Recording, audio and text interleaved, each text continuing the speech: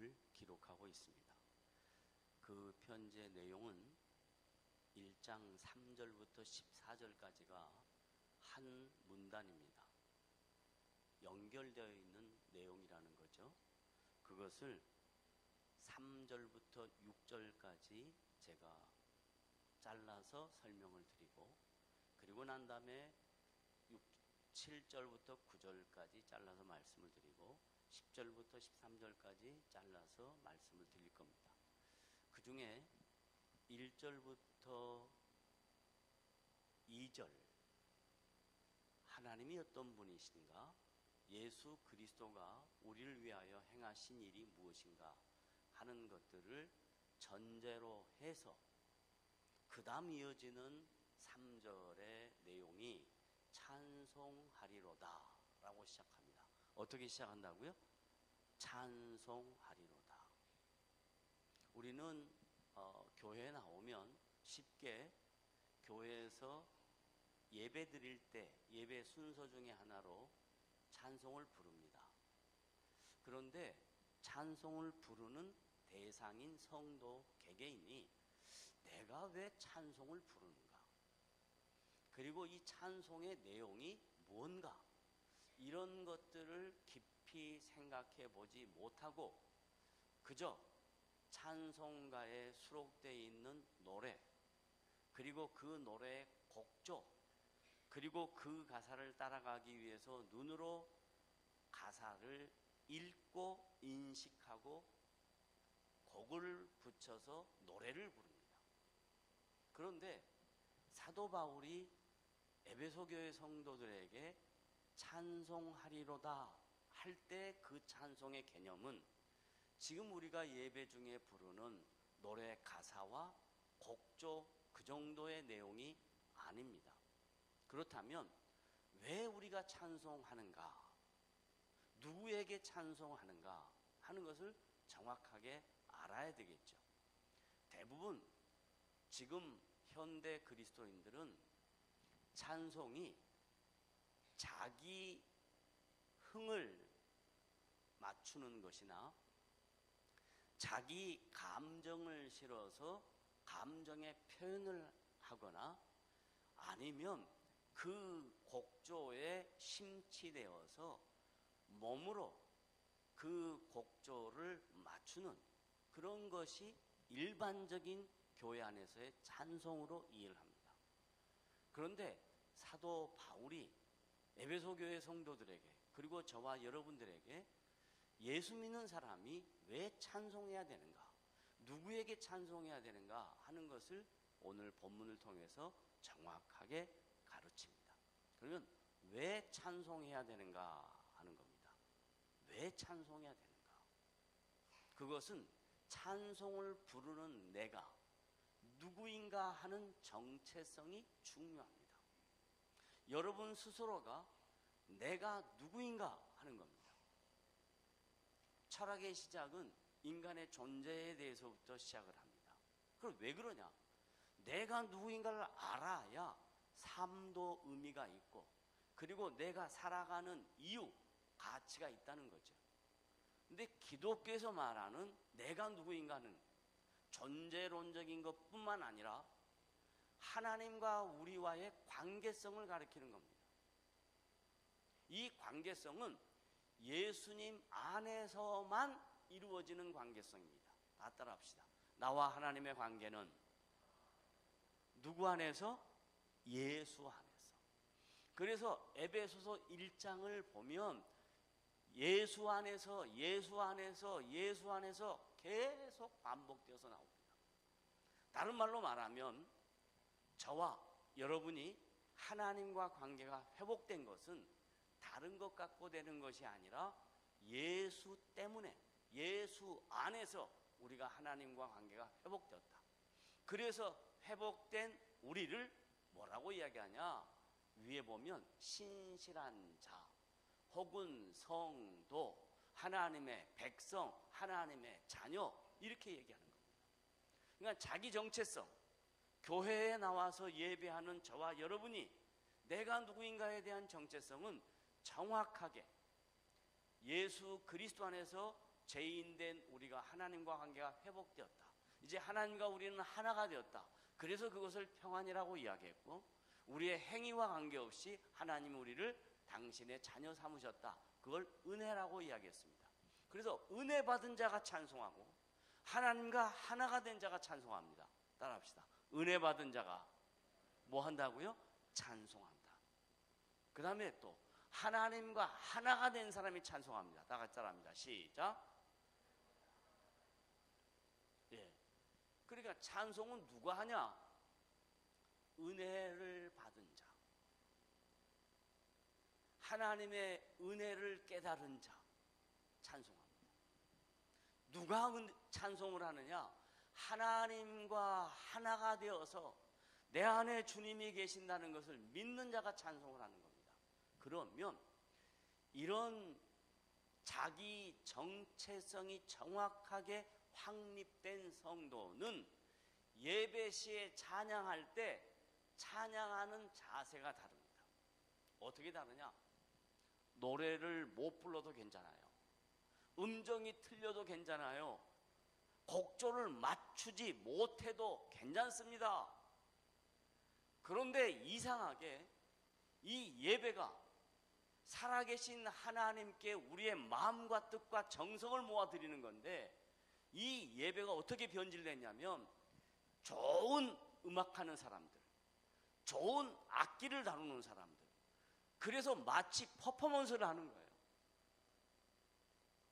이 예배가 무슨 사람들의 재능을 확인하는 자리가 되면 이건 하나님이 기뻐 받으신 예배가 아닙니다.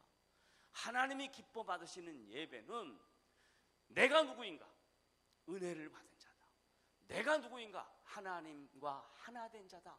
그것을 믿는 성도들이 그 마음으로부터 우러나오는 신앙의 고백으로 하나님 앞에 찬양을 드리는 겁니다. 그럼 이제 왜 드리는가 하는 거예요. 왜 찬양을 드리는가? 왜 드리는지 한번 우리가 성경 말씀을 통해서 찾아봅시다. 고린도후서부터 먼저 봅니다. 고린도후서 1장 3절. 고린도후서 1장 3절.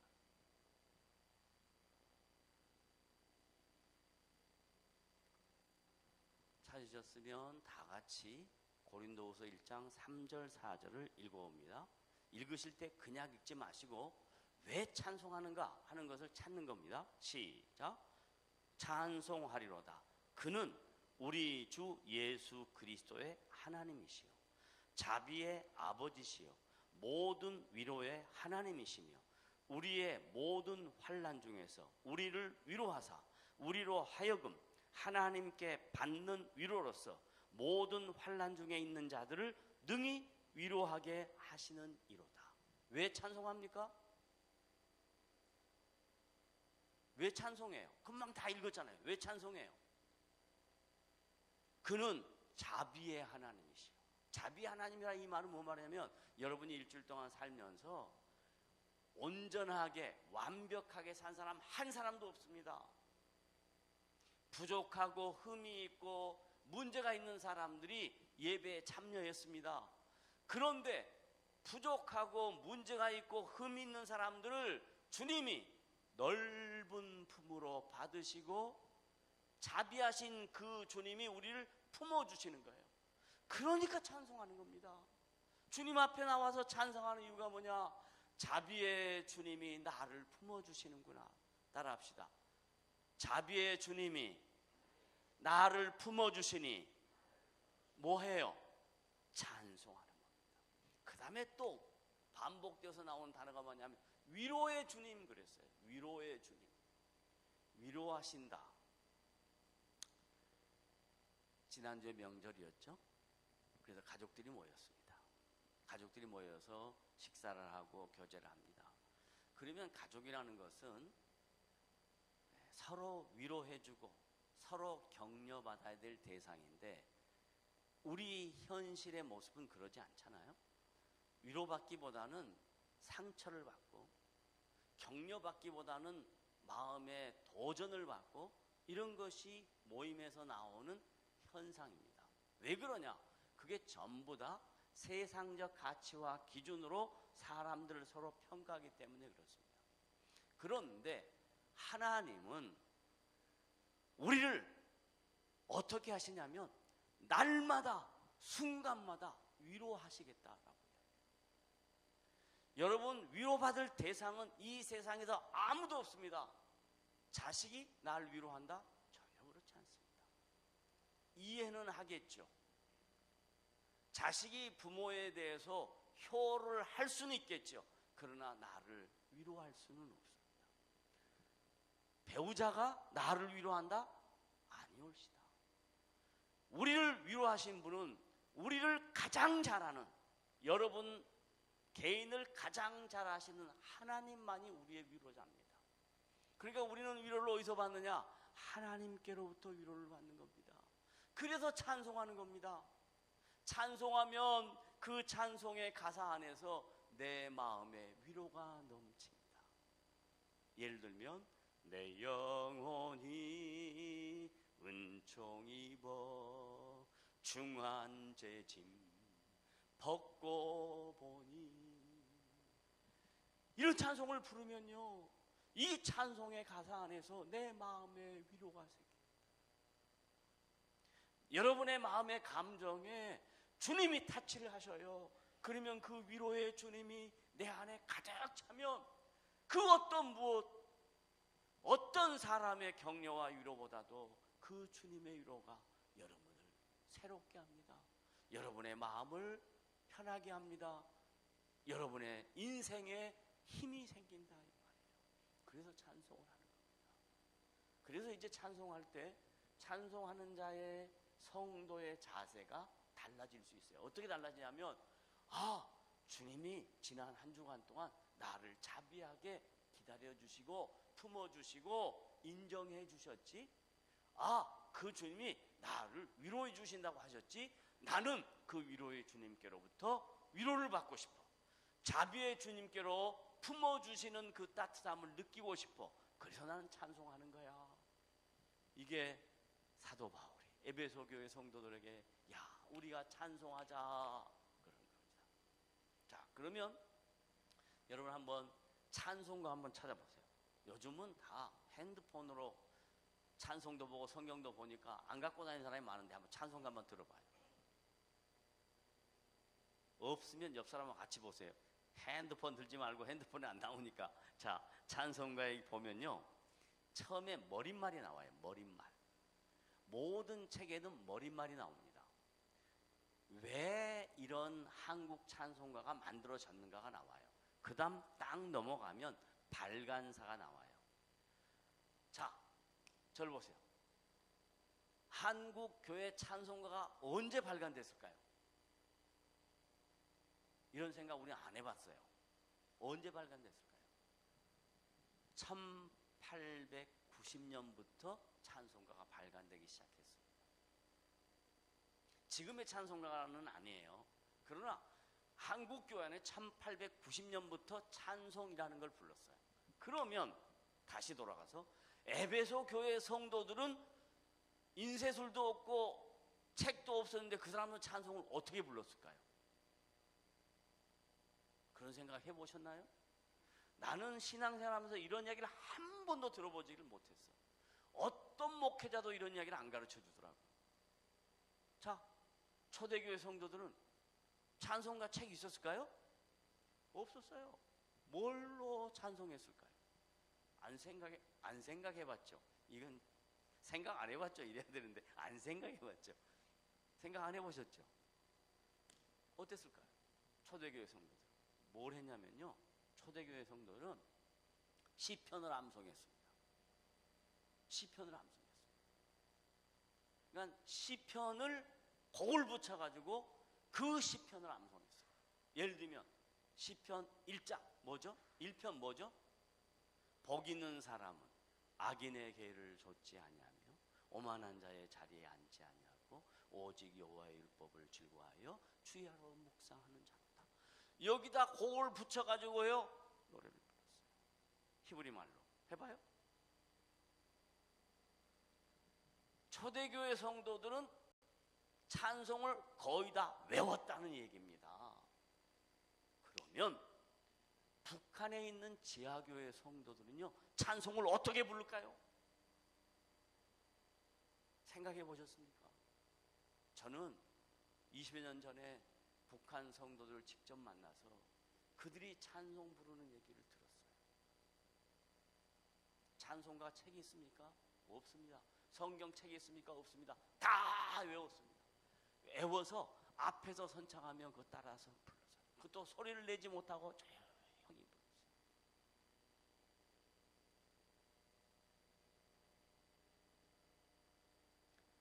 이런 찬송 부를 때 제일 힘들었답니다. 갈 길을 밝히 보이시니. 그런데 자기들 앞에 갈 길이 하나도 없어요.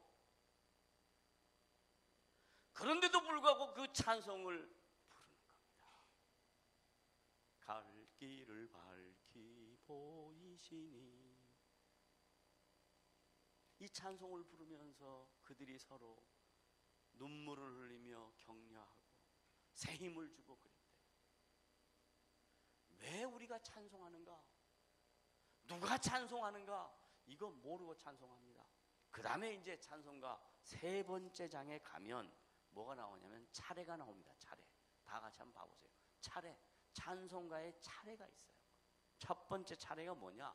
예배. 두 번째가 뭐냐? 성부. 세 번째가 뭐냐? 성자. 네 번째가 뭐냐? 성령. 다섯 번째가 뭐냐? 성경. 그 다음에 뭐냐? 교회. 이게요, 전부 다 신앙생활 하는데 과정에 필요한 순서대로 기록되어 있어요. 찬송가 그냥 있는 게 아닙니다. 이건 곡조 있는 기도입니다.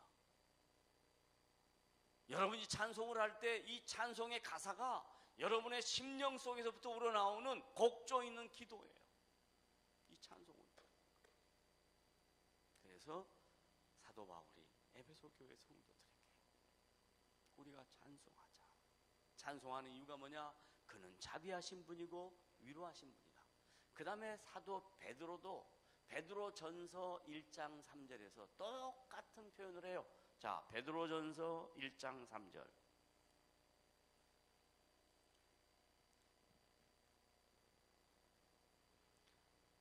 다 같이 베드로전서 1장 3절 찾으셨으면 한 음성으로 다 같이 함께 읽어봅니다. 시작. 우리 주 예수 그리스도의 아버지 하나님을 찬송하리로다. 찬송의 대상이 누구예요? 우리 주 예수 그리스도의 아버지 하나님을 찬송하리로다. 누가? 왜? 그 많으신 긍휼대로 예수 그리스도를 죽은 자 가운데서 부활하게 하심으로 말미암아 우리를 거듭나게 하사 산 소망이 있게 하셨으니 찬송하는 겁니다. 왜 찬송하냐? 산 소망이 있으니까 찬송하는 거예요.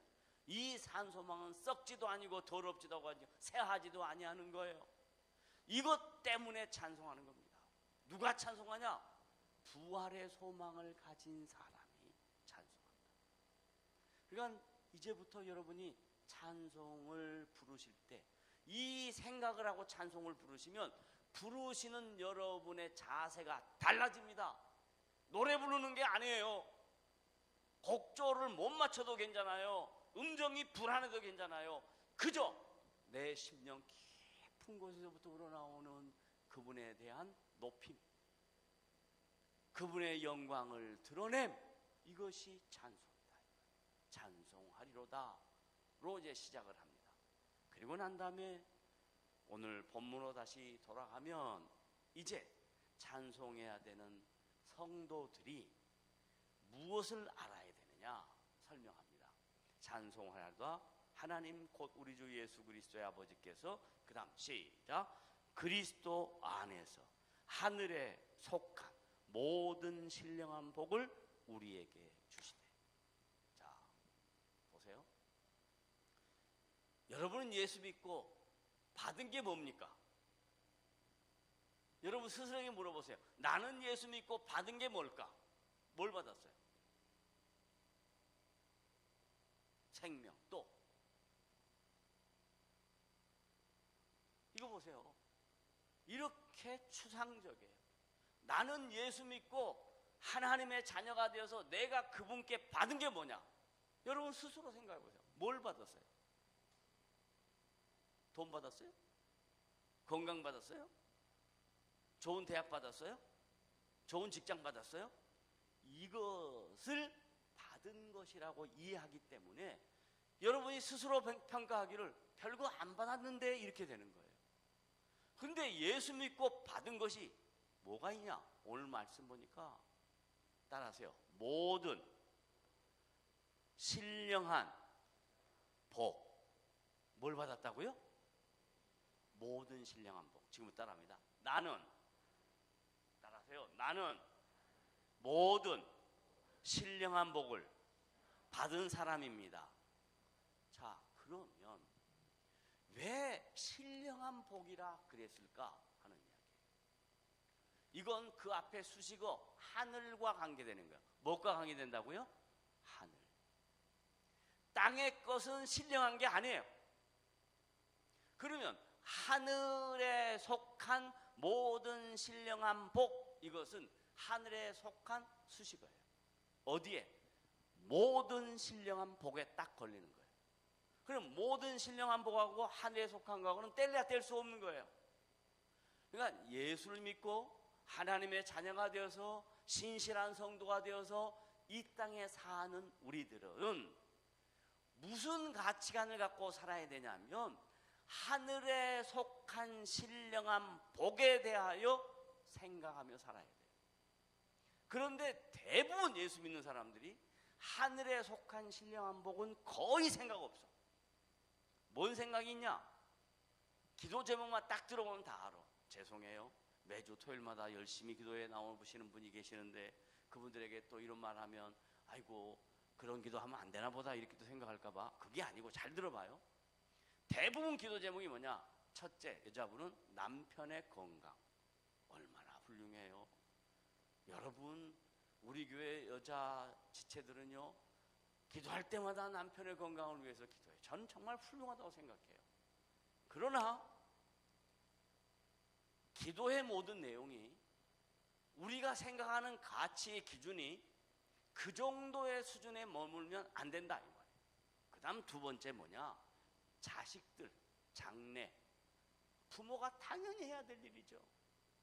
그런데 정말 더 중요한 것은 하늘에 속한 모든 신령한 복을 받은 내가 하나님을 위하여 내가 어떻게 쓰임받을까? 그 갈등과 고민이 우리에게 있을 때야 그때 비로소 모든 신령한 복에 대한 가치가 느껴지는 거예요. 그런데 예수 믿고 구원받고 천국 가고 그리고 이 땅에서 잘 먹고 잘 사는 것으로만 생각이 머물러 있으면 신령한 복에 대해서는 전혀 생각이 없는 거예요. 그래서 뭐라고 이야기냐면 그런 것은 목회자나 하세요 하는 거예요. 목사님만 그러세요. 우리는 이 땅에서 잘 먹고 잘 살게요 이러는 거예요. 잘 먹고 잘 사는 것은 하나님이 모든 신령한 복을 추구하고 살아가는 사람에게는 덤으로 주는 거예요. 이걸 예수님은 뭐라고 이야기했냐? 마태복음 6장 33절에 이렇게 이야기했어요. 따라합니다. 너희는 그 다음에 먼저 그건 뭐예요? 먼저 이 말이 무슨 말이에요? 삶의 우선순위. 너희는 먼저 그의 나라와 그의 의를 구하라. 그리하면 조건절입니다. 이안 조건절이에요. 그리하면 이 모든 것을 너희에게 더하시리라. 그 더하시리라가 뭐냐면요 덤입니다. 완 플러스 완입니다. 신령한 복을 찾고 누리면 이것은 그냥 덤으로 따라오는 거예요. 덤으로 따라오는 거예요. 이것이 신자의 초월적인 삶의 가치입니다. 신자에게는 자연적인 것만 있는 게 아니에요. 자연적인 말은 이거예요. 노력한 것대로 대가가 오는 겁니다. 초월적인 건 뭐냐? 내가 노력을 이것밖에 안 했는데 놀랍게 더 큰 게 온다. 이게 초월입니다. 무슨 뭐 신비한 세계를 갔다 오거나 뭐 이상한 음성을 들었거나 뭐 이상한 것을 봤다거나 이것이 초월이 아니라 내 노력, 내 한계, 그것을 뛰어넘어서 내 인생 속에 놀라운 것이 임했다. 이게 초월입니다. 이걸 다른 말로 말하면 하늘에 속한 모든 신령한 복입니다. 그 복을 저와 여러분이 지금 누리고 있는 거예요. 저는 이 말씀을 묵상할 때마다 얼마나 가슴이 뛰고 감동이 되냐면, 그래, 하늘에 속한 모든 신령한 복을 내가 누리고 있지, 받았지. 그래, 그런 놀라운 하나님의 자녀지. 목사라서가 아니에요. 하나님은 당신의 약속의 말씀을 내 인생 속에 지키셨습니다. 예수를 인격적으로 만나고 여기까지 사는 동안 하나님은 당신의 약속을 삶 속에서, 시간과 공간 속에서 지키셨습니다. 하나의 예로 저는 유학을 제가 개인적으로 준비한 적이 없습니다.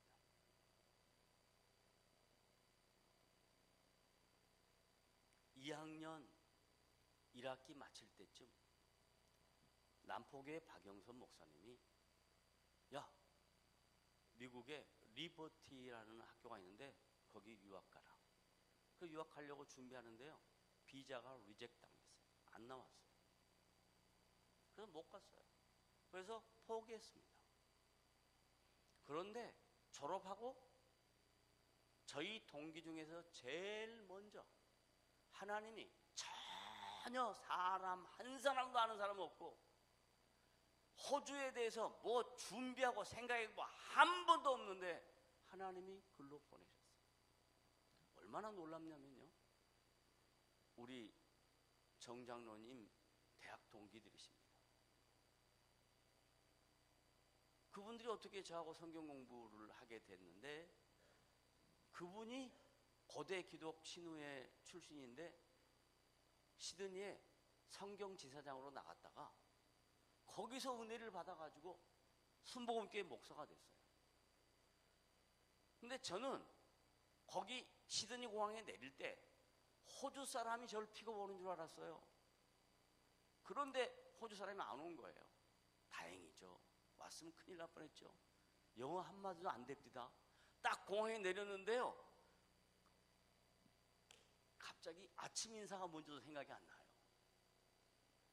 여러분, 당황하면 그렇게 됩니다. 그런데 아무도 없어요.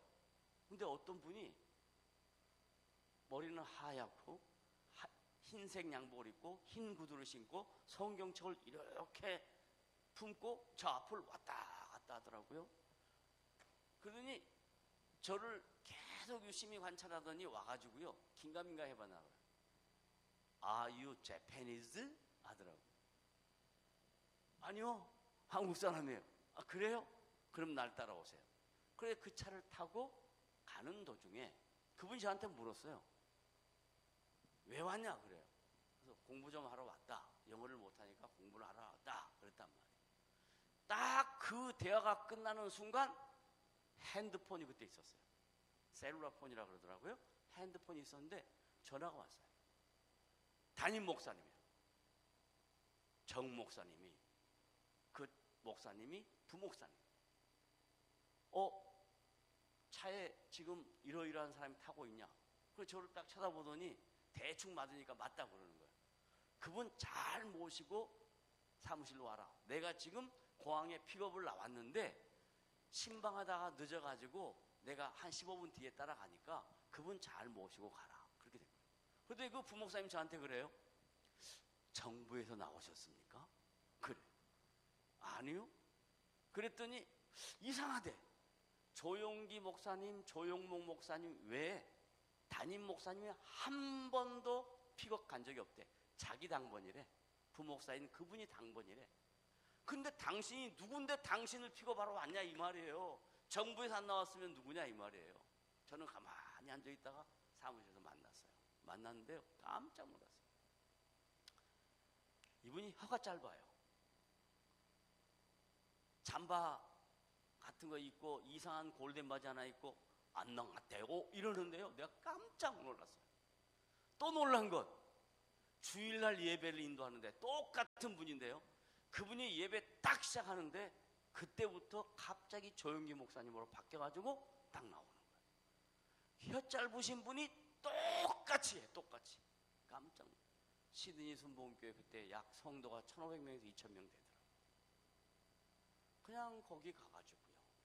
그분의 도움으로 가자마자 강의하고, 가자마자 차가 생기고, 가자마자 모든 일들이.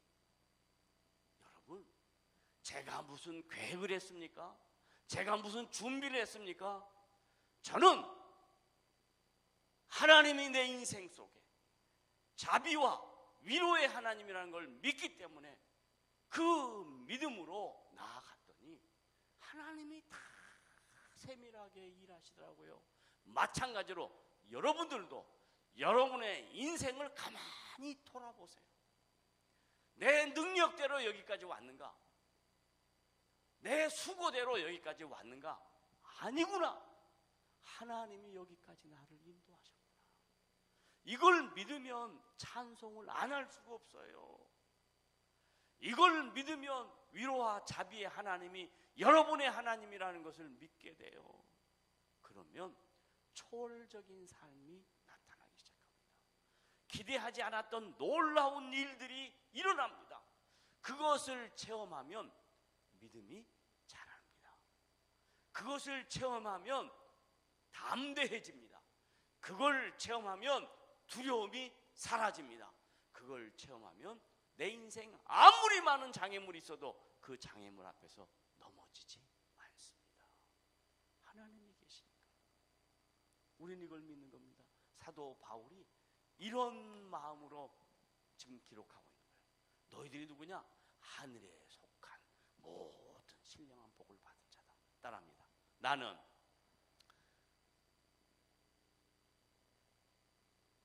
다시 나는 땅에 속한 우리 이유승 권사님만 제대로 알아. 다시 나는 땅에 속한 세속적인 다시 나는 하늘에 속한 신령한 복을 받은 사람입니다. 믿으십니까? 아멘. 큰 소리 하세요. 믿으십니까? 아멘. 그것이 믿어져야, 그것이 믿어져야 세상이 무섭지가 않아요. 그게 믿어져야. 그러면 그분이 내 인생 속에 일하고 계시는구나, 내 인생과 함께 가고 계시는구나 하는 것을 믿는 거예요. 다음 주에는 똑같은 본문으로 그럼 언제부터 하나님이 내 인생에 개입하셨냐, 이거 이제 함께 나눌 거예요. 내 인생 속에 하나님이 언제부터 개입했느냐, 이거 나눌 거예요. 자, 오늘 말씀을 정리합니다. 찬송은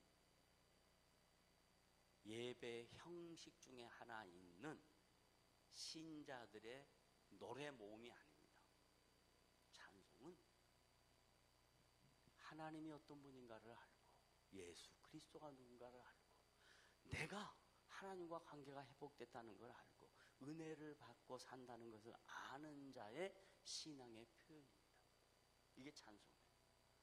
그 다음에 여러분이 왜 찬송하는가?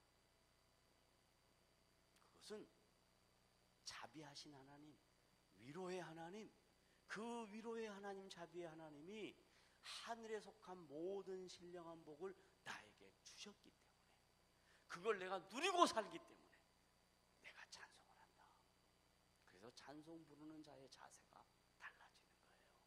노래를 잘해서 저 자리에 앉으면 안 됩니다. 노래를 잘한다고 해서 찬송을 크게 하는 거 아닙니다. 못해도 괜찮아요. 틀려도 괜찮아요. 음정이 불안해도 전혀 문제가 없습니다. 나의 신앙의 것을 주님 앞에 주님은 나의 인격을 받으시는 분입니다. 그 인격을 주님 앞에 드리는 우리 복된 성도들 되시기를 주님의 이름으로 부탁을 드립니다. 아멘. 기도합시다. 하나님 아버지 감사합니다. 오늘도 우리에게 주의 말씀을 나누게 하시고 이 말씀 잘 깨달아